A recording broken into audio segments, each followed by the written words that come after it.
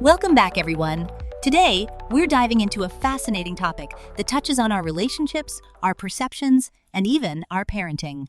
You know, it's often said that the way you see yourself is not the real you. It's how others see you that reveals your true self.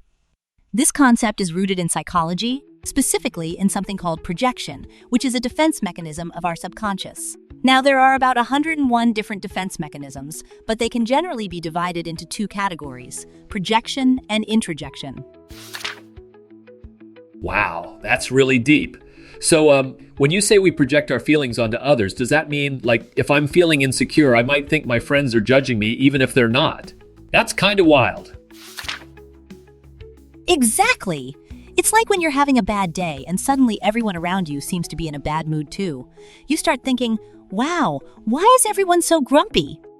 But really, it's just your own feelings being reflected back at you.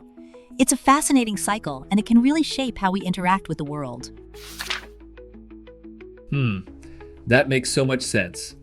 But about treating our partners like outsiders, I mean, how do we even do that? Like, do we just set up boundaries and say, hey, you're not allowed in my personal space? That sounds a bit harsh, right? Well, it's not about shutting them out completely. It's more about recognizing that each person has their own boundaries and needs. Think of it like a duet in music. Both partners need to play their parts without stepping on each other's toes.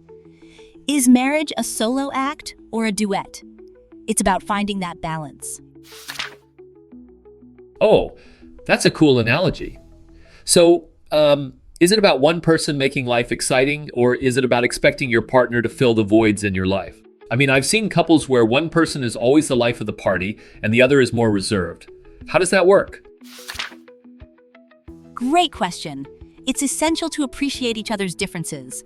Just like in a dance, one partner might lead while the other follows, but both need to be in sync. If one partner is always the entertainer, the other can support them by being the calm in the storm, creating a beautiful balance. I see. And what about kids?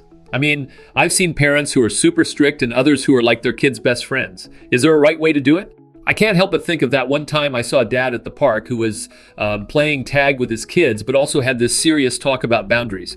It was like, let's have fun, but also don't run into the street. How do you balance that? It's so confusing. That's a perfect example. Balancing fun and boundaries is crucial. The arrival of a child should inspire a sense of reverence in us. It's about creating an environment where they feel safe to explore, but also understand the limits. The responsibility of raising them can often reflect the dynamics of our marriage and parenting styles. So like, if I'm a parent, should I treat my kids like outsiders too? I mean, they are a part of our lives, but we can't just take them for granted, right? That sounds a bit harsh.